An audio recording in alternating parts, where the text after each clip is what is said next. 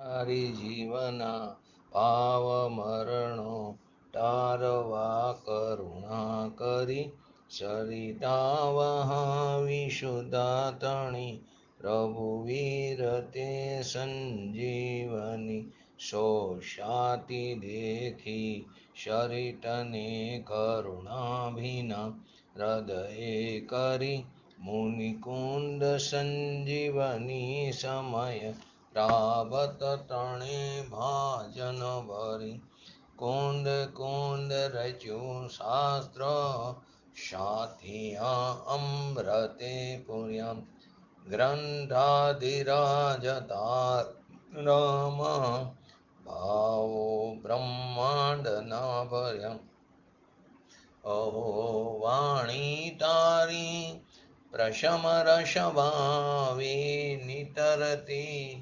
મુમુક્ષુને પાતી અમૃત રસ અંજલિ ભરી ભરી અનાદિની મૂર્છા વિષતણી ત્વરા થી ઉતરતી વિભાવેતી થંભી સ્વરૂપ ભણી દોડે પરિણતિ તુષે નિશ્ચય ગ્રંથ ભંગ સગરા વ્યવહારના ભેદવા તું પ્રજ્ઞાશિણી જ્ઞાનને ઉદયની સંદેશો છેદવા સાથી સાધકનો તો ભાનો જગનો સંદેશમાં વીરનો વિષામ ભવ ક્લાંતના હૃદયનો તું પંથ મુક્તિ તણો શૂન્ય તને રસ નિબંધ શિથિલ થાય જાણે તને હૃદય જ્ઞાની તણા જણાય તો રોચતા જગતની રુચિ આરસે સૌ રીઝતા શકલ જ્ઞાયક દેવ રીઝે બનાવો પત્ર કુંદનના રત્નોના અક્ષરો લખી તથાપી કુંદ સૂત્રોના અંકાએ મૂલ્ય ના કદી તથાપી કાન વાણીના અંકાએ મૂલ્ય ના કદી નમો રેંગટણંગ નમો શિઢણંગ નમો હેરણમ નમો વજણમ નમો લે સવસાવણમ ચટારી મંગલમ અરિહંતા મંગલમ સિદ્ધા મંગલમ શાહો મંગલમ કેવલી પંતો ધમો મંગલમ ચટારી લોગટમાં અરિહંતા લોગટમાં સિદ્ધા લોગટમાં શાહો લોગટમાં કેવલી પંતો ધમો લોગટમાં ચટારી શરણ ભોજામી અરિહંતે શરણ ભોજામી સિદ્ધે શરણ ભોજામી શાહો શરણ ભોજામી કેવલી પંતો ધમો શરણ ભોજામી ઓમ નમો અરિહંતા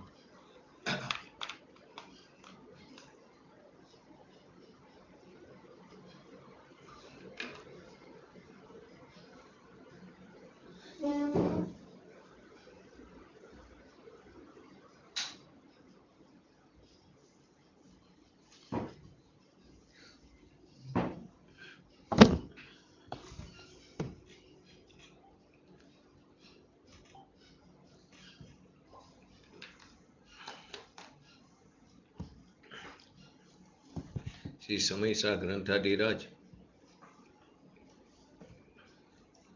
એમાં આપણે 173 નંબરનો કરસ આ રીત અધ્યવસાન સર્વે ત્યાજ જીન દેવે કયા પર આશ્રયી વ્યવહાર તેથી છોડો તેમ દેશના તો સજ્જનો નિષ્કંપ રૂપે ગ્રહણ નિશ્ચય ને કરી નિજ આજ્ઞાન ઘન આત્મા મહી કેમ સ્થિરતા ધરતા નથી. આશ્ચર્ય વ્યક્ત કરે છે આચાર્ય અમરચંદ્ર દેવી અબંધ અધિકારનો 173 નંબરના કરસની અંદર કહે છે કે જિનેન્દ્ર ભગવાને જે કહ્યું છે તે સર્વ પદાર્થોના આશ્રયથી થતા બધા અધ્યવસાન ભાવો તે ત્યાગવા યોગ્ય છે. એનો આશય અમે એમ માની છીએ કે એમને પરના આશ્રયથી ઉત્પન્ન થતા સંપૂર્ણ વ્યવહારને જ છોડાયો છે, કેમ કે વ્યવહાર પરાશ્રિત છે. એ પણ પરના આશ્રયથી ઉત્પન્ન થતા સંપૂર્ણ વ્યવહારને જ છોડાયો છે. આવી સ્થિતિમાં એવો વિચાર આવે કે કે જો આવી વાત છે તો પછી સંત લોકો એટલે કે સમ્યક દ્રષ્ટિ લોકો, જ્ઞાની લોકો એક સમ્યક નિશ્ચયને નિષ્કંપણે અંગીકાર કરીને શુદ્ધ જ્ઞાન સ્વરૂપ પોતાનો જે નિજ ભગવાન આત્મા છે એના મહિમામાં પોતાના આત્મ સ્વરૂપમાં કેમ સ્થિરતા ધારણ કરતા નથી? એવો પ્રશ્ન થયો, આશ્ચર્ય થયું. તો તાત્પર્ય એ છે કે આવી સ્થિતિમાં સંતોએ તો સ્વભાવમાં જ સ્થિર રહેવું જોઈએ. એમના માટે તો એક માત્ર આ કર્તવ્ય છે.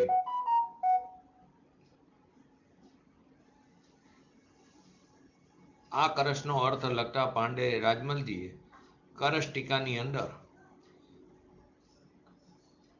સંત શબ્દનો અર્થ સમ્યક દ્રષ્ટિ જીવરાશિ કર્યો. બીજું, મિથ્યાત્વાદી જે ભાવો છે, મિથ્યાત્વ રૂપી અધ્યવસાન ભાવોને લોક પ્રમાણ, અસંખ્યાત લોક પ્રમાણ બતાવ્યા. ત્રીજું, તેમને વ્યવહાર ભાવોને સતરૂપ અને અસતરૂપ બે પ્રકારે બતાવ્યા. અને ચોથું, તેઓ મિથ્યાત્વ ભાવો અને વ્યવહાર ભાવોને એક વસ્તુ કીધી. તો એ પછી આટલું આપણે ગયા સ્વાધ્યાયમાં લીધું હતું. તો હવે કવિવર પંડિત બનારસ દાસજીએ આ કરસનો જે ભાવાનુવાદ કર્યો, અસંખ્યાત લોક પરવાન જે મિથ્યાત્વ ભાવ તે વ્યવહાર ભાવ કેવલી ઉક્ત હૈ. जिनको मिथ्यात्व गयो सम्यक दर्श भयो ते नियत लीन व्यवहार शो मुक्त है. निर्विकल्प निरुपाधि आत्म समाधि साधी जे सुगन मोख पंथ को दुखत है ते जीव परम दशा में थिर रूप होके धर्म में दुके न कर्म शो रुकत है. એટલે કે કેવરી ભગવાને કહ્યું છે કે અસંખ્યાત લોક પ્રમાણ જે મિથ્યાત્વ ભાવ છે તે જ વ્યવહાર ભાવ છે. તેથી જે જીવોનું મિથ્યાત્વ જતું રહ્યું છે અને જેમને વિતરાગ દશા પ્રાપ્ત થઈ છે, જેમને સમ્યક દર્શન થઈ ગયું છે, તે જીવો નિશ્ચયમાં જ લીન રહે છે અને તે વ્યવહારથી મુક્ત થઈ ગયા, એટલે કે વ્યવહારાતીત થઈ ગયા છે. આવા જીવો નિર્વિકલ્પ નિરુપાધિ આત્મ સમાધિને સાધીને મોક્ષ માર્ગમાં ઝડપથી આગળ વધે છે, પોતાના ગુણો સાથે, એટલે સમ્યક ગુણો સાથે, અને પરમ દશામાં સ્થિર થઈને ધર્મ માર્ગમાં ઝડપથી આગળ વધતા મુક્તિને પ્રાપ્ત કરે છે. એ કર્મોના રોકાતા નથી. તે ત્વરિત વેગથી ધર્મ માર્ગમાં આગળ વધતા જાય છે અને મુક્તિની પ્રાપ્તિ કરે છે. પૂજ્ય ગુરુદેવશ્રીનું કથન આ જે કવિવર બનારસી દાસીના જે કરસ છે એના ઉપર, કે સર્વજ્ઞ પરમાત્માએ ઇન્દ્રો, મુનિવરો અને ગંધર્વોની ઉપસ્થિતિમાં સમોસરણમાં એમ સમજાયું કે પોતાના આત્મા સિવાય જેટલા પણ પદાર્થો છે, એટલે પોતાના સ્વદ્રવ્ય સિવાય જગતની અંદર, વિશ્વની અંદર જે પણ પદાર્થો છે અનંત, એમાં આર્યન ભગવાન સ્વયં આવી જાય છે. તે સમસ્ત પદાર્થોમાં પોતાપણાનો અધ્યાસ કરો તથા એમ માનું કે આ બધા મારા છે ને એમનાથી મને લાભ અથવા હાનિ થાય છે, હું તેમનું અને તેઓ મારું ભલું બુરું કરી શકે છે. આ મિથ્યા અધ્યવસાન એ ચાર ગતિમાં રખડવાનો બીજ રૂપ અથવા તો કારણ છે, ચાર ગતિમાં પરિભ્રમણનું. તેથી છોડવા યોગ્ય છે. પોતાના સ્વદ્રવ્ય સિવાયના બાકીના અનંત જીવ, અનંત પૂતગલ, ધર્માસ્તિ, અધર્માસ્તિ, આકાશકાર આદિ સમસ્ત પરદ્રવ્યો, એમાં હરિયન ભગવાન પણ આવી ગયા, અનંત સિદ્ધ ભગવાન પણ આવી ગયા, સાચા દેવ શાસ્ત્ર ગુરુ પણ આવી ગયા. તે સમસ્ત પદાર્થોમાં અહમપણું, પોતાપણાનો અધ્યાસ, એકત્વ બુદ્ધિ કરવી અને એમ માનવું કે આ બધા મારા છે અને તેમનાથી મને લાભ અથવા હાનિ થાય છે. મારો પુત્ર, મારી સ્ત્રી, મારી દુકાન, મારું ઘર, અને એનાથી મને ફાયદો થાય છે, નુકસાન થાય છે, હું તેમનું અને તેઓ મારું ભલું અથવા બુરું કરી શકે છે.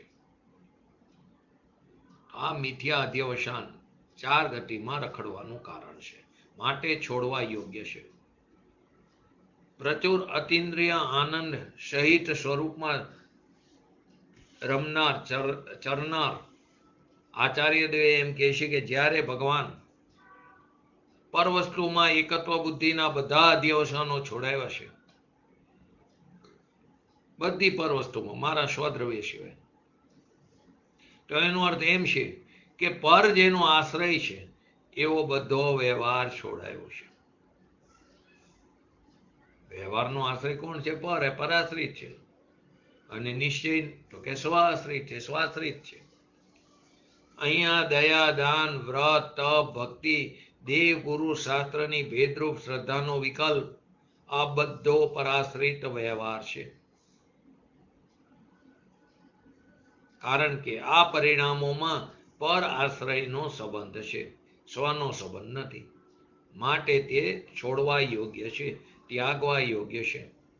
એટલે કે આ દેવ મારા, ઘણા કહે ને કા તીર્થંકર, ધારો કે કોઈ એ બિરાજમાન કર્યો દાદા પરદાદાએ જીન મંદિરમાં પ્રતિષ્ઠા ઉપર કોઈ ભગવાનને, તો એ ભગવાન કે અમારા, એ મારા, એમ એવું અંદર પડ્યું હોય, હમ પણ બોલવામાં પણ આવી જાય.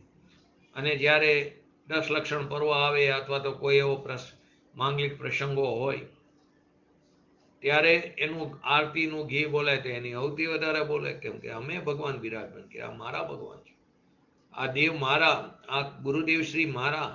જો બોલવામાં વિવેક રૂપે આવે, પરંતુ અભિપ્રાયમાં હોય કે એ પરદ્રવ્ય છે, એમને કહેલી વાતને સ્વના લક્ષ્ય વિચારી તો જ આપણું કલ્યાણ થાય. બાકી એમના તરફ દ્રષ્ટિ કરીને રહેશું, એ અમને પાર કરી દેશે, 3 કાળમાં શક્ય નથી. અનંત તીર્થંકર આવીને આપણને સમજાવે તો પણ આપણે આપણું કાર્ય એમના ભરોસે નહીં થાય, એ તો આપણે જ કરવું પડશે. નિમિત્ત હોય, પરંતુ ઉપાદાનની પોતાની યોગ્યતા હોય છે, ત્યારે એમના ઉપર નિમિત્તપણાનો આરોપ આવે. તો આ દેવ મારા, આ ગુરુ મારા, આવા અધ્યવસાનોને પણ સર્વજ્ઞ દેવે છોડવા યોગ્ય કયા છે. આખા 12 રંગનો સાર આ કળશની અંદર ભરી દીધો છે. આચાર્ય દેવોની આ એક ગજબ, આ પંચમ કારના આચાર્ય દેવોની આ ગજબ શૈલી, મુક્તિનો માર્ગ ખુલ્લે ખુલ્લો જાહેર કર્યો. તેઓ કહે છે કે પર પદાર્થની એકત્વ બુદ્ધિ જેમ ભગવાને છોડેવી છે, તે જ રીતે પરના આશ્રયથી થતા બધા વ્યવહાર ભાવોને પણ છોડાવ્યા છે. પર પદાર્થની એકત્વ બુદ્ધિ જેમ ભગવાને છોડાવી, તે જ રીતે પરના આશ્રયથી ઉત્પન્ન થતા બધા વ્યવહાર ભાવોને પણ છોડાવ્યા છે. જેમ પરમાં એકત્વ બુદ્ધિ છોડવા યોગ્ય છે, તે જ રીતે વ્રત, તપ, શીલ, સંયમ આદિના બાહ્ય પરિણામ 28 મૂળગુણોનો વિકલ્પ, પંચમહાવ્રત, 5 સમિતિ, 3 ગુપ્તિ આદિના પરિણામ બધા પરાશ્રિત હોવાથી છોડવા યોગ્ય છે. તો કે અમારે કરવું નહીં, અમે તો આટલા વ્રતોનો ધારણ કરીને બેઠા, અમે આટલી પડીમાં ધારણ કરીને કરવાની ના નથી, પરંતુ એ શુભ ભાવ છે. એ પણ કોને? કે જેને નિશ્ચય પ્રગટ થયો છે, જેને નિશ્ચયની વિષયભૂત જે પોતાનો ભગવાન આત્મા, એનો જેને આશ્રય છે, એવા જીવોને એ વ્યવહારનું નામ પામે છે, નિશ્ચયપૂર્વકનો વ્યવહાર. બાકી તો એ વ્યવહાર નથી, વ્યવહારાભાસ છે. તો આ બધા પરાશ્રિત હોવાથી છોડવા યોગ્ય છે, ને ભૂમિકા અનુસાર એ છૂટે જ છે. જો પંચમહાવ્રત છે આદિ, 8મા ગુણસ્થાન, 9મા ગુણસ્થાન, ક્યાં કોઈ એવો વ્રત કઈ છે જ નહીં, પોતાના આત્મામાં જ લીન છે, સ્થિર છે.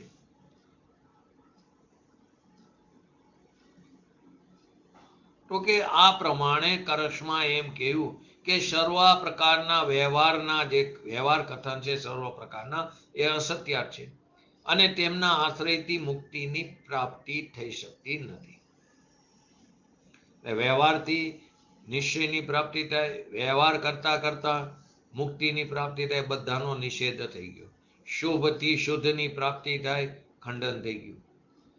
આમ તો વ્યવહાર નહીં, પાછો પરમાર્થનું જ પ્રતિપાદન કરે છે. જો વ્યવહાર નહીં અને નિશ્ચયની વચ્ચે કયો સંબંધ છે? વ્યવહાર નહીં અને નિશ્ચય નહીં, અને નિશ્ચય નહીં અને વ્યવહાર નહીં, એ બંને વચ્ચે કયો સંબંધ છે? બે સંબંધની વાત કરી. જો પહેલા લો નિશ્ચયની અને વ્યવહારની, તો એ બે વચ્ચેનો સંબંધ કયો? એ પ્રતિપાદ્ય પ્રતિપાદક. વ્યવહાર નહીં તે નિશ્ચય નહીંનું પ્રતિપાદન કરે છે, માટે તે સંબંધ કયો થયો? નિશ્ચય નહીં વ્યવહાર નહીં પ્રતિપાદ્ય પ્રતિપાદક. એ નિશ્ચય નહીંને બતાવે પછી એ છૂટવા યોગ્ય છે. કોના જેવી વાત થઈ? હોડીમાં તમે બેઠા, સામેના કિનારે જવું તો હોડીમાં બેસવું પણ પડશે, અને કિનારે પહોંચ્યા પછી હોડીને છોડવી પણ પડશે. જેવી રીતે ઉપરના મારે જવું હોય તો પગથિયા ચડો, નીચે ઉભા રહીને સીધા ઉપર નહીં જઈ શકે, પગથિયા ચડવા પણ પડશે, પગથિયા છોડતા પણ જવા પડશે. તો નિશ્ચય નહીં અને વ્યવહારની વચ્ચે પ્રતિપાદ્ય પ્રતિપાદક સંબંધ, અને વ્યવહારની અને નિશ્ચયની વચ્ચે નિષેધ્ય નિષેધક સંબંધ. વ્યવહારની નિષેધ થવા યોગ્ય છે, એમાં જ એનું સામર્થ્ય છે, એટલે કે એમાં જ એનો મહિમા છે. વ્યવહાર નહીં ન હોય તો ભગવાનની દિવ્ય ધની, પછી ગુરુદેવસિંહની સીડી, દેવ શાસ્ત્ર ગુરુ આદિ એ બધાનો લોપ થઈ જશે, જીનવાણીનો લોપ થઈ જશે. છે વ્યવહારની તરીકે સત્યાર છે, એનો વિષય પણ છે, પરંતુ તે આશ્રય કરવા યોગ્ય નથી, માટે તેને અસત્યાર્થ અથવા અભૂતાર્થ કહેવામાં આવે. અને જો નિશ્ચય નહીં માની તો શુદ્ધાત્માનો લોપ થઈ જશે. તો કે એ સર્વ પ્રકારના વ્યવહારના કથન અસત્ય છે, વ્યવહાર કથન, અને તેમના આશ્રયથી મુક્તિની પ્રાપ્તિ થઈ શકતી નથી. એટલે વ્યવહાર નહીં પણ આમ જોવો તો પરમાર્થનું જ પ્રતિપાદન કરે છે, અને તેની ઉપયોગિતા પણ છે, છતાં પણ તેની વિષયભૂત વસ્તુના આશ્રયથી કર્મો કપાતા નથી. બંધ અધિકાર છે ને, એટલે કર્મની અપેક્ષાએ વાત કરી. બલકે એને સર્વતા સત્ય માની લેતા મિથ્યાત્વ થાય છે.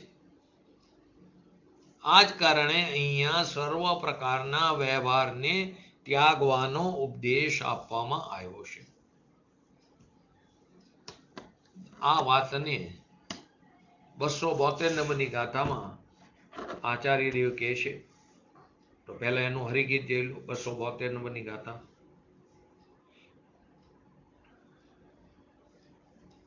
વ્યવહાર નય એ રીત જાણ, નિષિદ્ધ નિશ્ચય નય થકી, નિશ્ચય નય આશ્રિત મુનિવરો, પ્રાપ્તિ કરે નિર્વાણની. વ્યવહાર નહીં નિશ્ચય નહીં વડે નિષિદ્ધ જાણ. વ્યવહાર નિશ્ચય નહીંને આશ્રિત મુનિઓ નિર્વાણને પામે છે. નિશ્ચય નહીંને આશ્રિત અર્થાત એનો કહેવાનો મતલબ શું છે?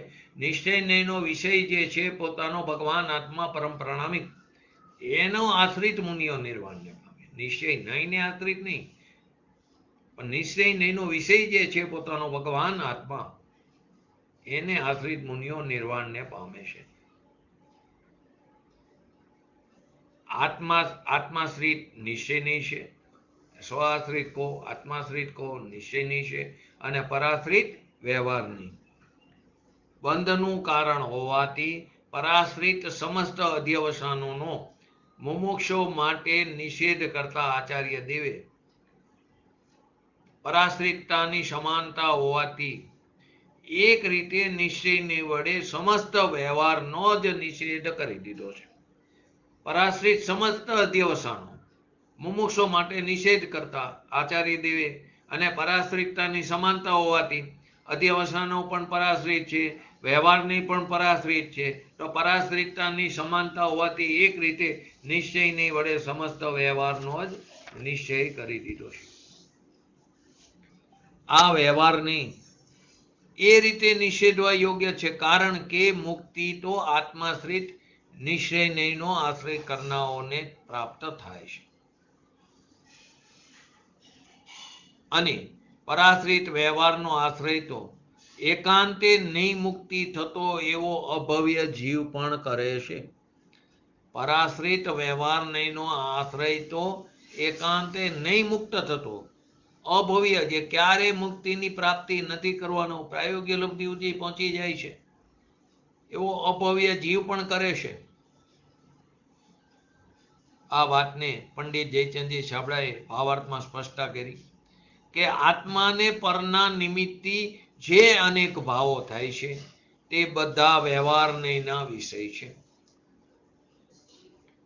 આત્માને પરના નિમિત્તથી અનેક ભાવો એ બધા કેવા વ્યવહારના વિષય છે, તેથી વ્યવહારની પરાશ્રિત છે. અને જે એક પોતાનો સ્વાભાવિક ભાવ છે પરમ પ્રારંભિક, તે જ નિશ્ચયનો વિષય છે. તેથી નિશ્ચય નહીં આત્માશ્રિત છે, સ્વ આશ્રિત છે. અધ્યવસાનો પણ વ્યવહાર નહીંનો જ વિષય છે. તેથી અધ્યવસાનનો ત્યાગ વાસ્તવમાં વ્યવહાર નહીંનો જ ત્યાગ છે. અને આગળની ગાથામાં અધ્યવસાનના ત્યાગનો જે ઉપદેશ આપ્યો તે ખરેખર વ્યવહાર નહીંના ત્યાગનો જ ઉપદેશ છે. કેમ કે અધ્યવસાનો પણ વ્યવહાર નહીંનો જ વિષય છે, તો અધ્યવસાનોનો ત્યાગ એટલે કે વ્યવહાર નહીંનો ત્યાગનો ઉપદેશ છે.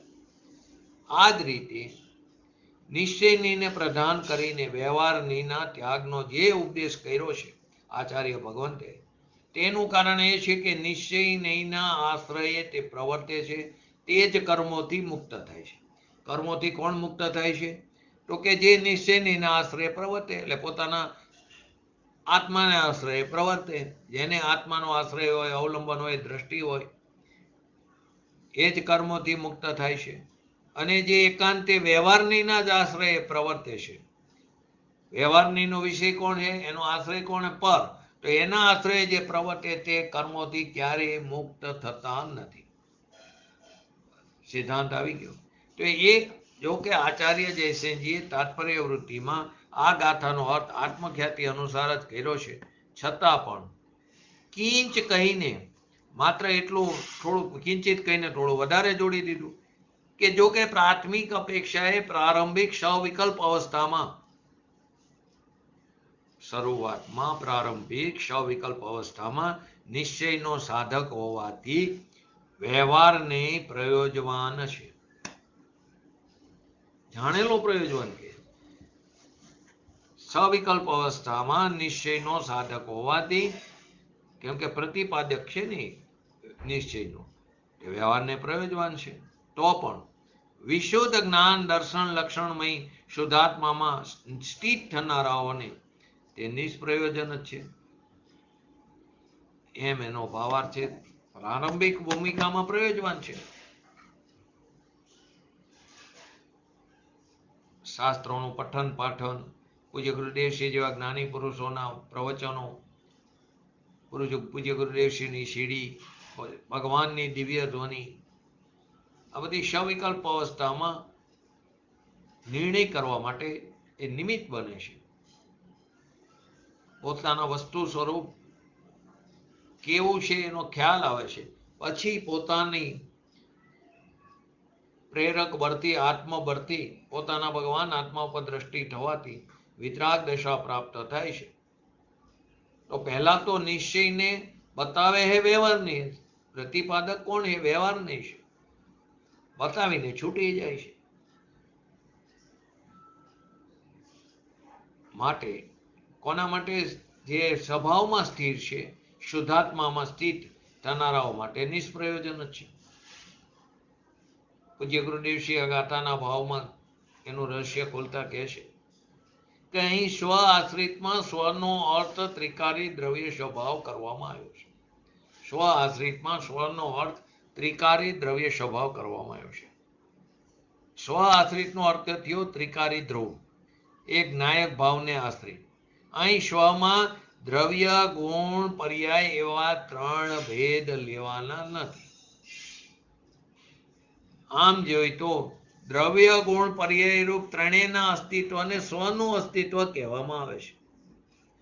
દ્રવ્ય, ગુણ, પર્યાય રૂપ ત્રણેયના અસ્તિત્વને સ્વનું અસ્તિત્વ કહેવામાં, પરંતુ અહીં સ્વમાં ત્રણેયને ગ્રહણ નથી કર્યા. અહીં તો મુખ્ય નિશ્ચય અને ગૌણ વ્યવહાર, તે સિદ્ધાંત અનુસાર એકરૂપ વસ્તુને મુખ્ય કરીને તથા એક સમયની અવસ્થાને ગૌણ કરીને પર્યાય ભેદનો પણ નિષેધ કર્યો છે. એક પોતાના ભગવાન આત્માને મુખ્ય કરીને અને એક સમયની અવસ્થાને નિર્ણય એમાં થાય, વેદન એમાં થાય, એ અવસ્થાને પણ ગૌણ કરીને પર્યાય ભેદનો પણ નિષેધ કર્યો છે. અહીં અભેદ એક શુદ્ધ નિશ્ચયની વિષયભૂત વસ્તુનું લક્ષ્ય કરાવવા માટે ત્રિકારી એક નાયક સ્વભાવ ભાવને સ્વ કહ્યો છે. જે અભેદ એક ધ્રુવ વસ્તુમાં કર્મ નથી, એની અંદર પુણ્ય પાપના ભાવ નથી, એની અંદર એક સમયની પર્યાય અને પર્યાય ભેદ નથી, એની અંદર ગુણભેદ પણ નથી ધ્રુવ વસ્તુમાં. આવો અખંડ અભેદ એકરૂપ સ્વભાવ નાયક ભાવ એ નિશ્ચય નહીંનો વિષય છે. આવા સ્વનો આશ્રય કરનારાઓને જ શમકિત થાય છે, વિતરાગ દશા થાય છે, સાધક દશા પ્રગટ થાય છે, મોક્ષ દશાની શરૂઆત થાય છે. જો અહીંયા પરાશ્રિત વ્યવહારના જોવો તો બે ભેદ કર્યા છે. એક પહેલો સ્થૂળ પરાશ્રિત સ્વપરની એકતા રૂપ વ્યવહાર અને બીજો રાગ અને ભેદ રૂપ વ્યવહાર. અહીંયા બંનેનો નિષેધ કર્યો છે અને કહે છે કે સમસ્ત પરાશ્રિત અધ્યવસાનો બંધનું કારણ હોવાથી એમનો નિષેધ કરનાર નિશ્ચયની વડે વ્યવહારનીનો જ ખરેખર નિષેધ કરી દીધો છે. કારણ કે વ્યવહારનીને પણ પરાશ્રિતપણું સમાન જ છે. બે પ્રકારના પરાશ્રિત વ્યવહારના ભેદ કર્યા. સ્થૂળ પરાશ્રિત સ્વપરની એકતા રૂપ વ્યવહાર અને બીજો રાગ અને ભેદ રૂપ વ્યવહાર.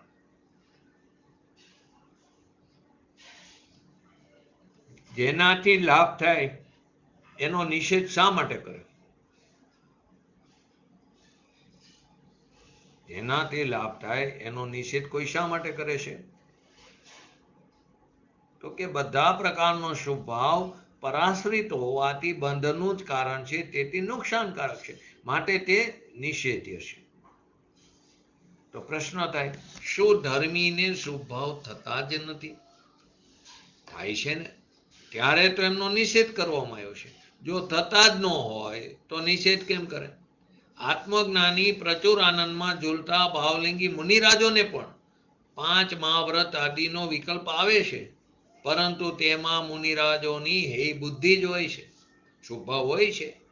5 મહાવ્રતનું પાલન કરવાનું, 5 સમિતિનું, 3 ગુપ્તી આદિનું પાલન કરવાનું, 28 મૂળગુણોનું પાલન કરવાનું, પરંતુ એમને એમાં હે બુદ્ધિ જ હોય છે. એમને તેઓ બંધનનું જ કારણ જાણે છે.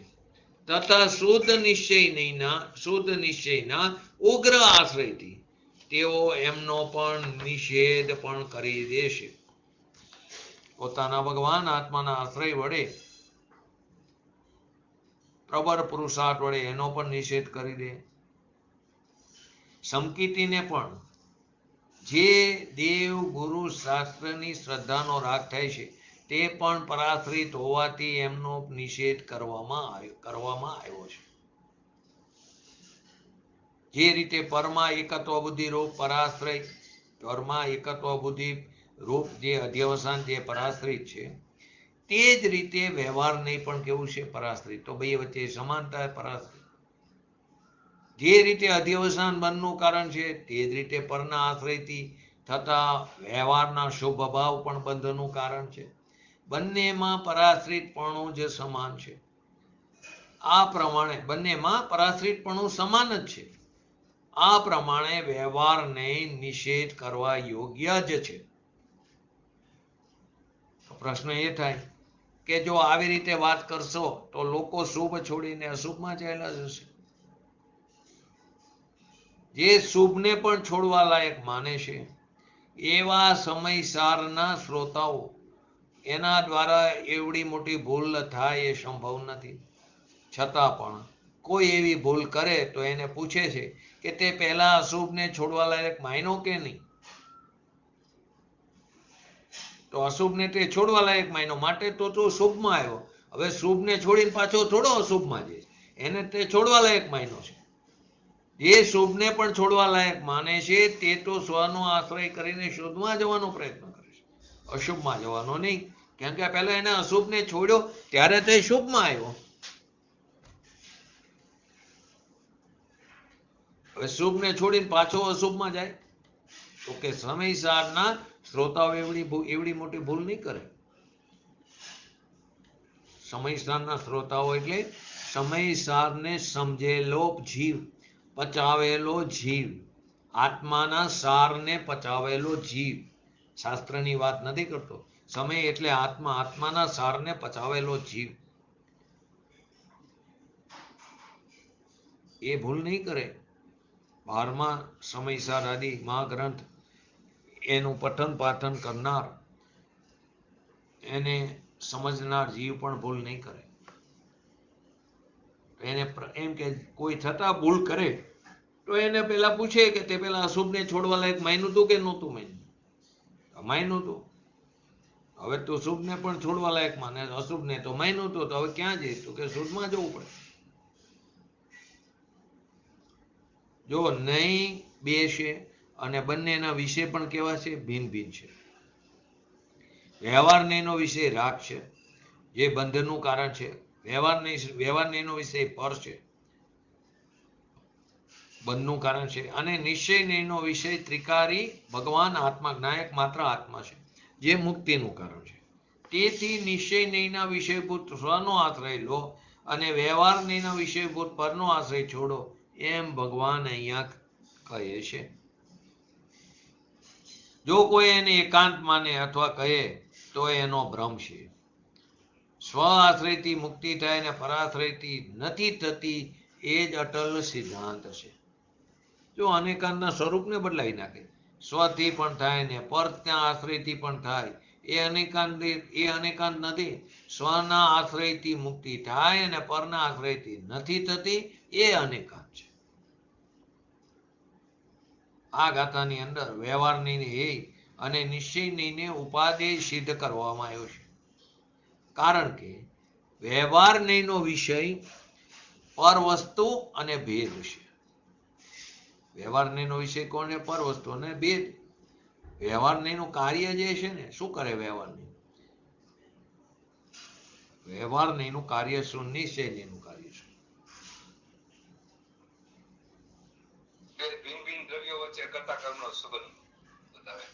આપણે બરાબર છે, પણ આપણે એક શરૂઆતમાં નહીં સમજ્યા ને, ત્યારે શરૂઆતમાં જ આની બેયની વ્યાખ્યા આવી હતી. વ્યવહારની શું કરે છે? વ્યવહારની સ્વમાં શું કરે? બોલો બરાબર અમિતાભ. भेद करके बताता है. અને પરમાં શું કરે?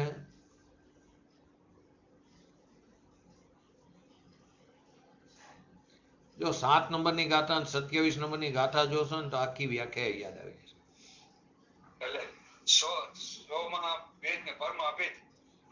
ના, જો શું કરે? વ્યવહારની સ્વમાં ભેદ કરે છે અને પરમાં અભેદપણું કરે.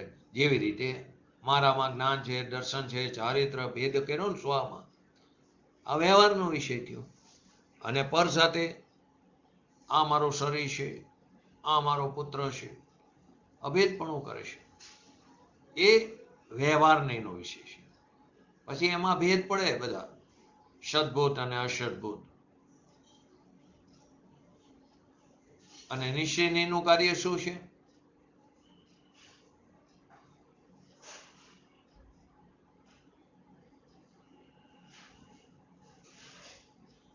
એનાથી ઓપોઝિટ શું આવે?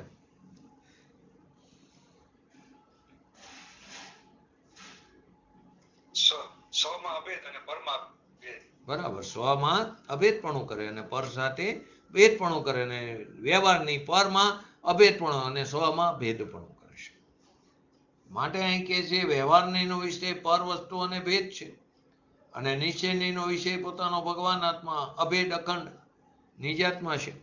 અને વ્યવહાર નહીં ને એ બતા બોલો અખંડ અભેદ એટલે પ્રમાણનું દ્રવ્ય લેવાનું કે નિશ્ચયનું દ્રવ્ય લેવાનું? અહીં એકલું અહીં દ્રવ્ય જ લેવાનું, ત્રિકારી દ્રવ્ય.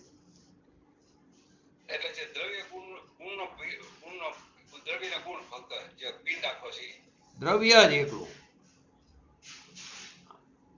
એકલું પિંડ લેવાનું. પર્યાયની વાત નથી અહીં. પર્યાય તો એક સમયની ક્ષણિક છે. આમ અખંડ અભેદ કહેવાય એટલે એમ કે આખું પ્રમાણના દ્રવ્ય દ્રવ્યની વાત કરતા ના પ્રમાણનો દ્રવ્ય નહીં, પ્રમાણનો દ્રવ્ય નહીં. અભેદ અખંડ એટલે કે એમાં ગુણ ભેદે નહીં, પર્યાય ભેદે નહીં, બસ દ્રવ્ય. વ્યવહારની ને એ બતાવતા એક વાત કહેવામાં આવી કે પરના આશ્રયથી ઉત્પન્ન થનારા જે અધ્યવસાન છે એ જ બંધનનું કારણ છે.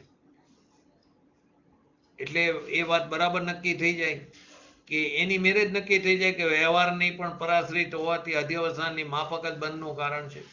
કારણ કે પરાશ્રયપણું બંનેમાં સમાન રૂપે વિદ્યમાન છે.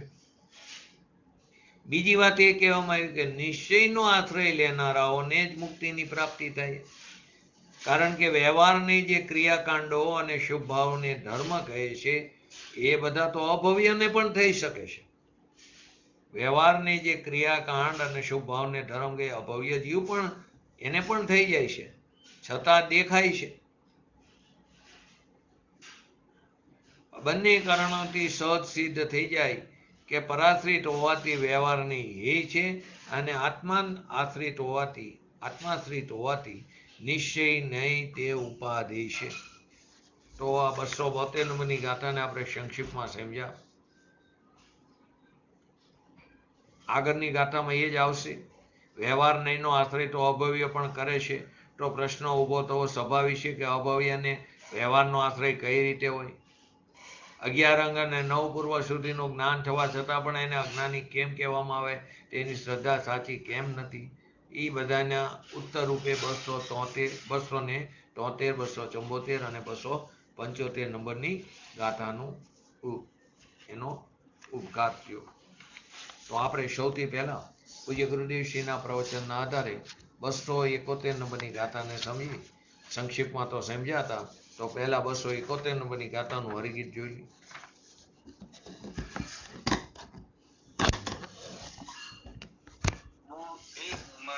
વ્યવસાય અધ્યવસાન વળી વિજ્ઞાનને પરિણામ ચિત્તને ભાવ શબ્દો સર્વ આ એકાર્થ છે. બુદ્ધિ, વ્યવસાય, અધ્યવસાન, મતિ, વિજ્ઞાન, ચિત્ત, ભાવ અને પરિણામ એ બધા એકાર્થ એટલે કે નામ જુદા છે, અર્થ જુદા નથી. ગાથાર્થ મેં કીધું કે સ્વ પરનો અવિવેક હોય એટલે કે સ્વ પરનું ભેદ જ્ઞાન ન હોય. સ્વ પરનો અવિવેક એટલે કે સ્વ પરનું ભેદ જ્ઞાન ન હોય ત્યારે જીવની અધ્યવસિતિ માત્ર તે અધ્યવસાન છે. અધ્યવસિતિ એટલે એકબીજાની માન્યતા પૂર્વકની પરિણીતિ, જે મિથ્યા પરિણીતિ છે, તો એ અધ્યવસાન છે. અને તે જ અર્થાત જેને અધ્યવસાન કહ્યું તે જ બોધન માત્રપણાથી બુદ્ધિ છે. બોધન માત્રપણાથી શું કીધું? બુદ્ધિ છે. વ્યવસાન માત્રપણાથી વ્યવસાય છે. તો વ્યવસાયનો અર્થ શું કર્યો છે? કે કામમાં લાગ્યા રહેવું, ઉદ્યમી રહેવું, તેને વ્યવસાય કીધું. મનન માત્રપણાથી મતિ કીધી. તો મનન એટલે માનવું તે, જાણવું તે. અને વિજ્ઞપ્તિ માત્રપણાથી વિજ્ઞાન છે. ચેતન માત્રપણાથી ચિત્ત છે. ચેતનના ભવન માત્રપણાથી ભાવ છે. ચેતનના પરિણમન માત્રપણાથી પરિણામ છે. બધા શબ્દો એકાર્થ છે કે આ જે બુદ્ધિ આદિ જે 8 નામ કીધા તે બધા કહેવાય ચેતન આત્માના પરિણામ છે.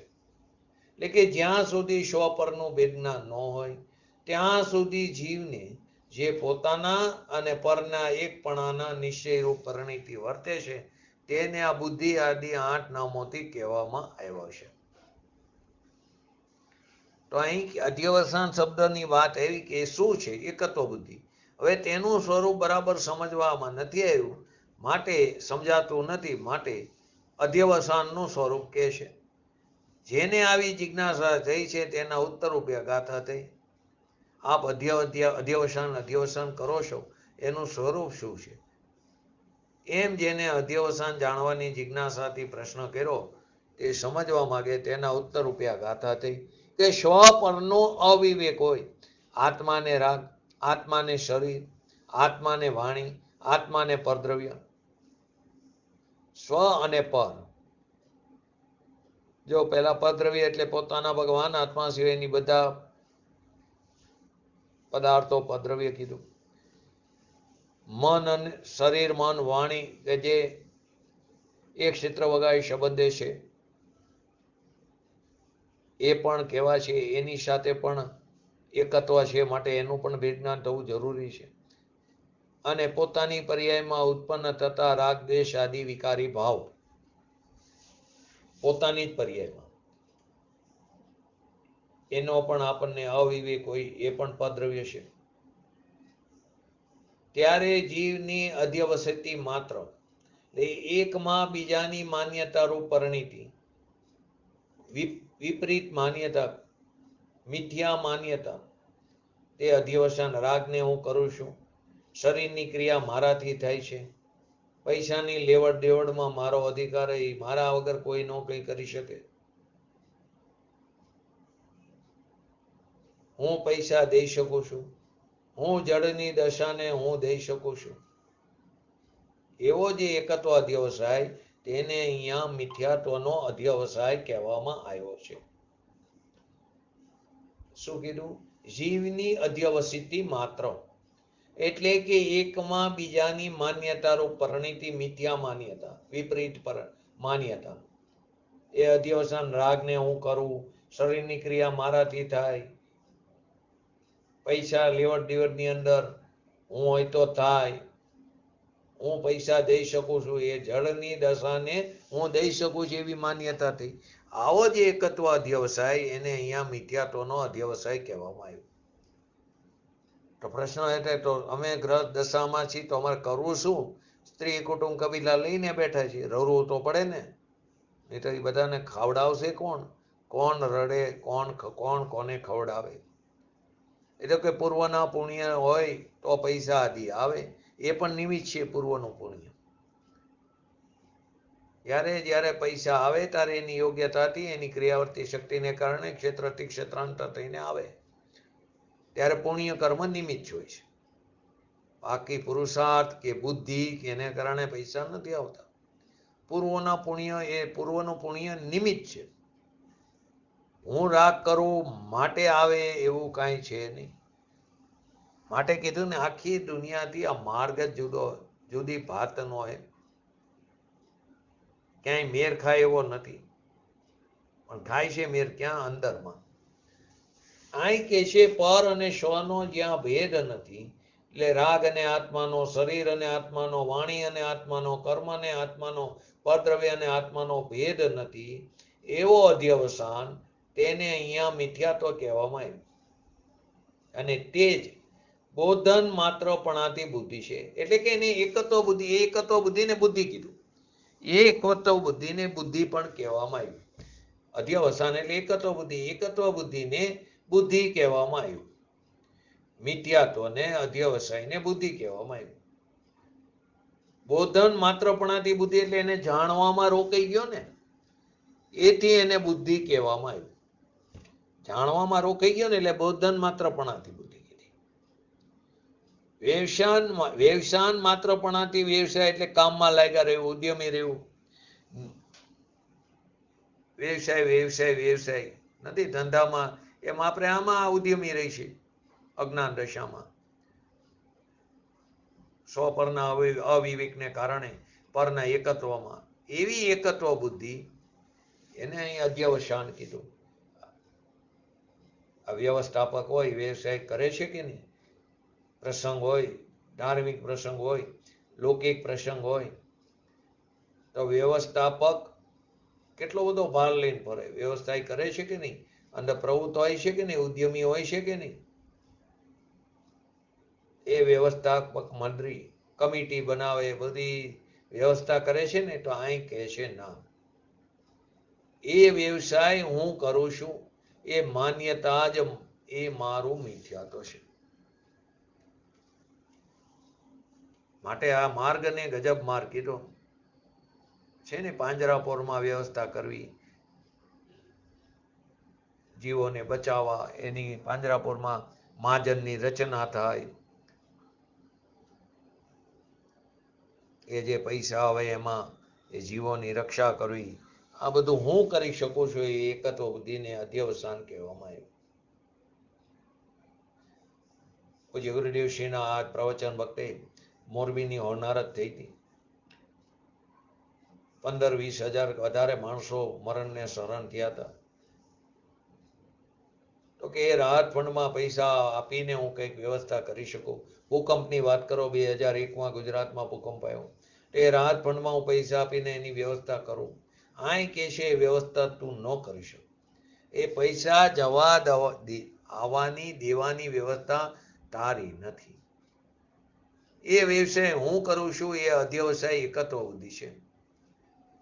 માટે કે દુનિયાને આ વાતને જીરવવી કઠણ પડેલી છે. અને જે ભાઈ આ વાતને જીરવી જાય એના ભાવ નથી રહેતા. માટે ભાવના છેડાની વાત બતાવી. 84ના અવતારને અંત લાવવો હોય તો આ વાતને જીરવવી પડશે. બાકી તો 84ના અવતારમાં ક્યાં ક્યાં જઈને પટકાણા, અજાણ્યા ક્ષેત્રમાં, અજાણ્યા સંયોગોમાં. એ બધા અવતારનો અંત આ એક રીતે છે, એકત્વ બુદ્ધિ તારવાથી. ભવનો અંત છે. સ્વ અને પરનું ભેદ જ્ઞાન કરવું. જ્યાં સુધી પરથી ભેદ જ્ઞાન ન હોય, હિંસા, જૂઠ, ચોરી, વિષયભોગ, વાસના, સત્ય, દયા, દત્ત, બ્રહ્મચર્ય, અપરિગ્રહ, એ બધા પર વસ્તુ છે એની એકત્વ બુદ્ધિ હોય ત્યાં સુધી આવા અધ્યવસાય હોય છે. નારકી, મનુષ્ય, દેવ આદિ ગતિ હું છું એવો અધ્યવસાય હોય ત્યાં સુધી આ બુદ્ધિ હોય છે.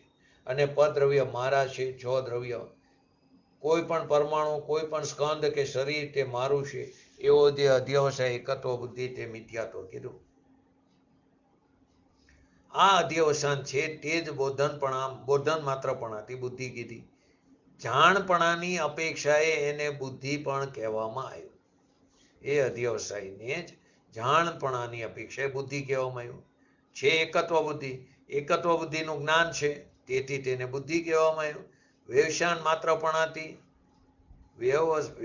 માત્રપણાથી વ્યવસાય કીધું. કામમાં લાગ્યા રહેવું, ઉદ્યમી,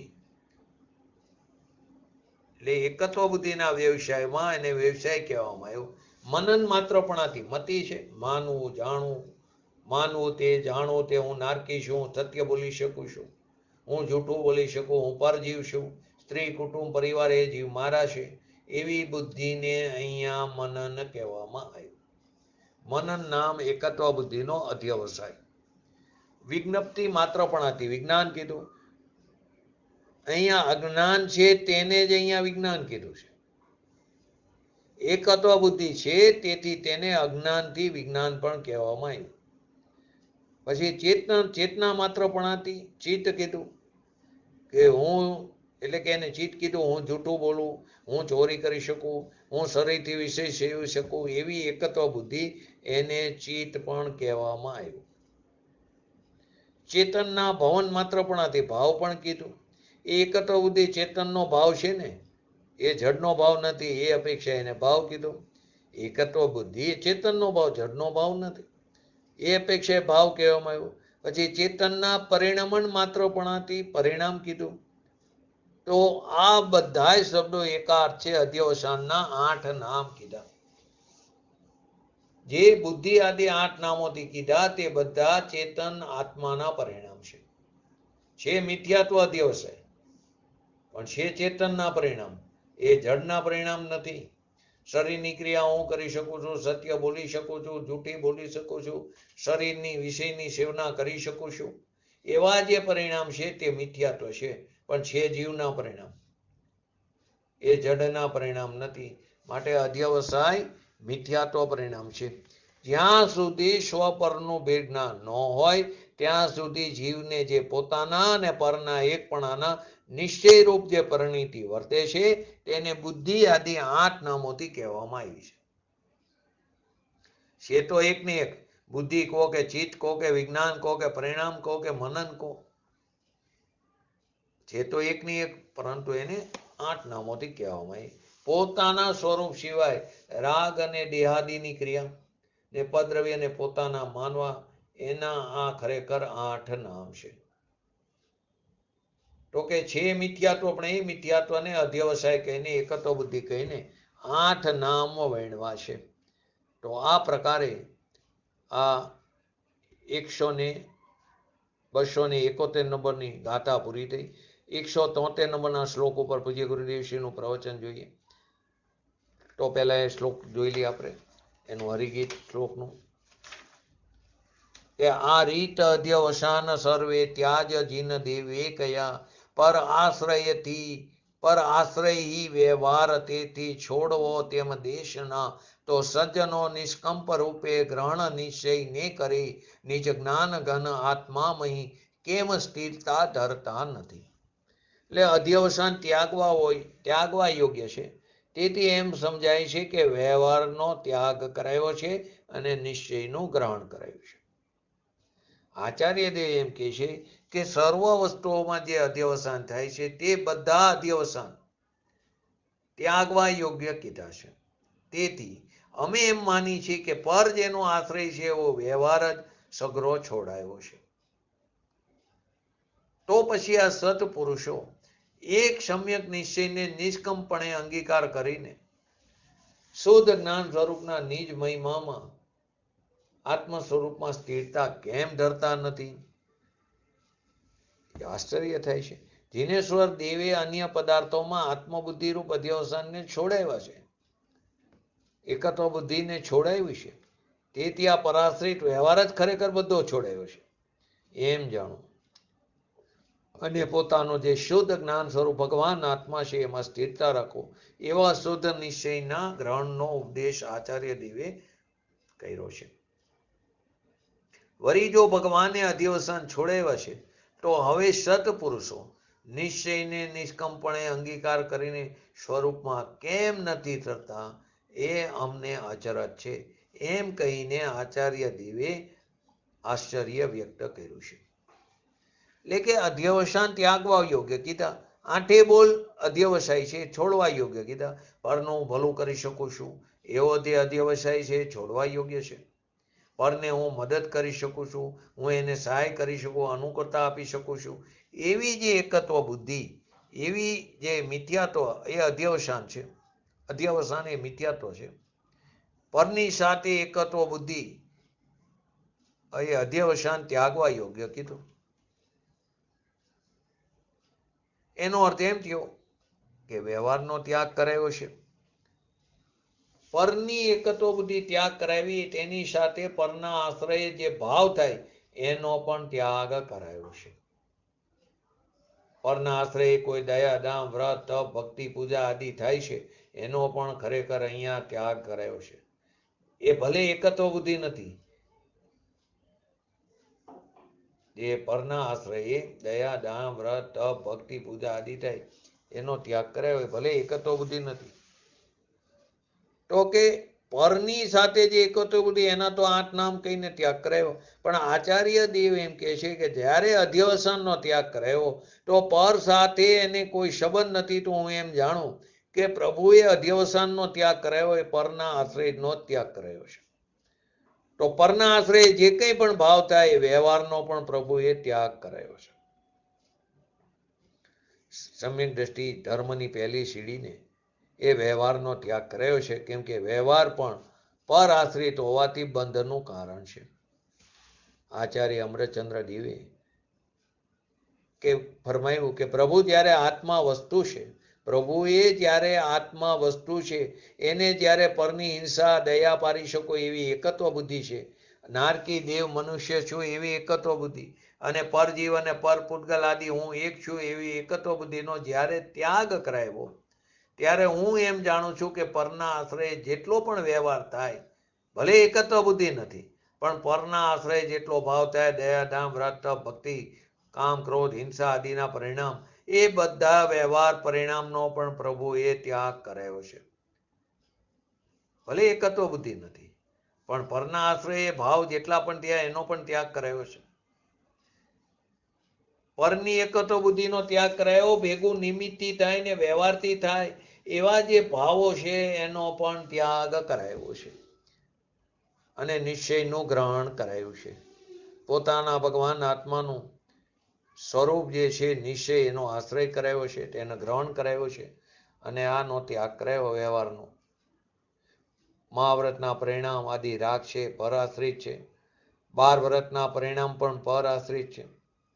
અણુવ્રતના પરિણામ પર આશ્રિત છે. પૂર્ણ વિતરાગતા ન હોય ત્યાં સુધી પ્રાપ્ત ન થાય ત્યાં સુધી શુભ ભાવ હોય છે, પરંતુ દ્રષ્ટિમાં એનો ત્યાગ કરાયો છે, એકત્વ બુદ્ધિનો ત્યાગ કરાયો છે. તો ખરેખર તો હું તો એમ જાણું કે પ્રભુ એ તો આચાર્ય એમ કે છે, પ્રભુ એ તો પરને આશ્રિત થતા ભાવ એ બધાનો ત્યાગ કરાયો છે. એને આધારરૂપ આ કળશની રચના થઈ છે. અહીં સર્વ વસ્તુઓમાં જે અધ્યવસાન થાય છે, 3 બોલ લીધા: હિંસા, જૂઠ, ચોરી, વિષય પરિગ્રહ, એમ દયા, સત્ય, દત્ત, બ્રહ્મચર્ય, અપરિગ્રહ, એ બધા વિકલ્પો છે. એની બધાની એકત્વ બુદ્ધિ. મનુષ્ય, નારકી, દેવશું, તે પરજીવ અને પરપુદ્ગલ મારા છે એવો અધ્યવસાય. તો આ બધામાં પરવસ્તુ બધીમાં એકત્વ બુદ્ધિ જે થાય છે તે બધા અધ્યવસાન ત્યાગવા યોગ્ય કીધું. હું લખું છું, હું પુસ્તક બનાવું છું, હું એવી જે એકત્વ બુદ્ધિ છે એને પણ છોડાવી છે. હું લખી શકું છું, હું રચના કરી શકું છું, હું શાસ્ત્રોની રચના કરી શકું છું, હું વાણી બોલી શકું છું. એ બધી એકત્વ બુદ્ધિને પણ છોડાવી છે. કેમ કે પદ્રવ્યની ક્રિયા પદ્રવ્યને કારણે એના કારણથી ત્યાં થાય છે.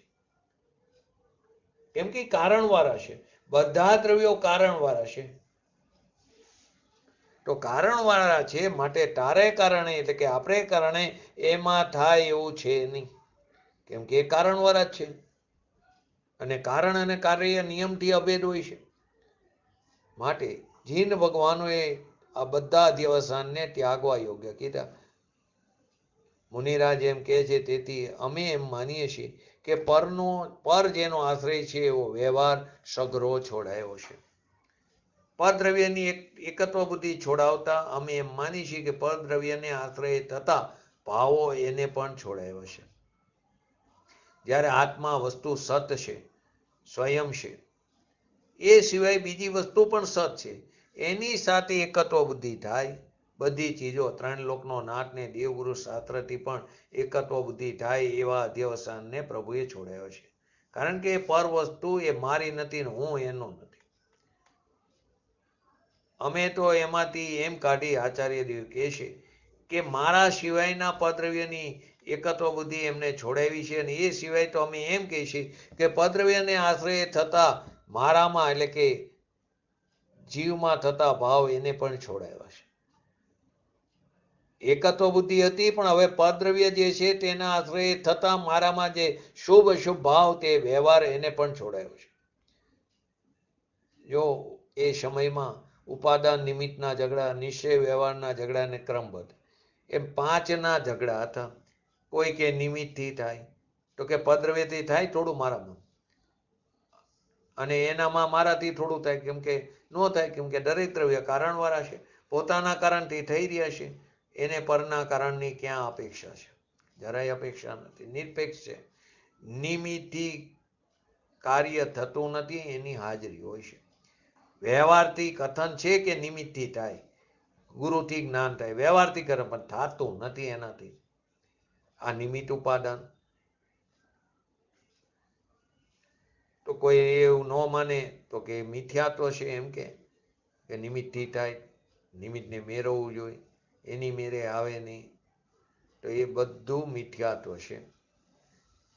કોઈને ગોતવાની જ્યારે કાર્ય થાય ત્યારે અનુકૂળ વસ્તુ સ્વયં હાજર હોય ને હોય. તો કે અહીં કે છે પદ્રવ્ય તો એની મેરે કારણવાળા હે, તો આવે ને જાય, મારે કારણે આવે ને જાય એમ નથી. એને મેળવવું એ તો પદ્રવ્યની એકત્વ બુદ્ધિ અધ્યવસાય થયું, મિથ્યાત્વ થયું, એને અહીંયા છોડાયો છે. હવે રહ્યું બીજું નિશ્ચય અને વ્યવહારના ઝઘડા. એક ઉપાદાન નિમિત્તના, બીજો નિશ્ચય અને વ્યવહારના. તો અહીં કે છે તો પરના આશ્રય થતો વ્યવહાર અધ્યવસાન છોડાયો છે. માટે નિમિત્તથી થાય ને વ્યવહારથી થાય એનો છેદ ઉડી દીધો. ઉપાદાન નિમિત્ત ઉપાદાન દરેક દ્રવ્યની પર્યાય નિજ ક્ષણે થાય છે. દરેક દ્રવ્યની પર્યાય નિજ ક્ષણે ઉત્પન્ન થાય છે. 102 નંબરની પ્રવચન સારની ગાથા. એને કોઈ નિમિત્ત હોય તો થાય એવી વાત નથી. દરેક દ્રવ્યની જે સમયે જે પર્યાય થવાની તે સમયે તેની નિજ ક્ષણ, એનો નિજ કાર, એ એની હોનાર, એ એની ભવિતવ્યતા, એ એની જન્મક્ષણ. એને પરની અપેક્ષા નથી, તેમ તે આડી અવરી પણ થાય એમ નથી. એટલે એની અંદર ક્રમબદ્ધ પણ આવી ગયો. વિશેષ ચર્ચા આપણે આવતીકાલે પૂજ્ય ગુરુદેવશ્રીના પ્રવચનના આધારે 173 નંબરના કરસની લેશું. ચલો જીનોણીની સ્તુતિ.